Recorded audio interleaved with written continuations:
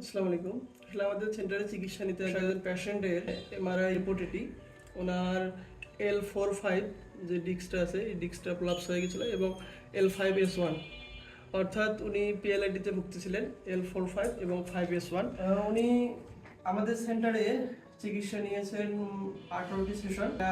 উনি চিকিৎসার আগে কেমন ছিলেন এবং ওনার সমস্যাগুলো কী কী ছিল এবং বর্তমানে উনি আমাদের চিকিৎসা নিয়ে কেমন আছেন এটা একটু আমরা ওনার কাছ থেকে শুনবো। আসসালামু আলাইকুম। ডিমলা থেকে আমি এসেছি, নীলফামারী জেলা। আমার সমস্যা ছিল কোমরে ব্যথা, পায়ে ব্যথা ছিল প্রচুর। আমি হাঁটতেও পারি নাই, মানে উঠতেও পারি নাই। তখন একটু হাঁটাহাঁটিও করতে পারি নাই।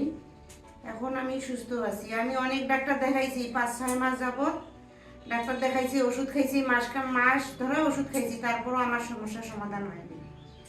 এই সেন্টারে আসার পরে আমার ব্যথা মনে করে এখন নাই, ব্যথা কমে গেছে। আর এখানে আসার পর থেকে আমি মনে করি বিছানায় যখন ঘুমাইলেও বিছানায় এই পাশ থেকে এই পাশে হইতে পারিনি। এখন মনে করেন এখানে চিকিৎসা করার পর থেকে আমি এখন সুস্থ হয়ে গেছি। 18টা নেওয়ার পরে আমি বর্তমান সুস্থ।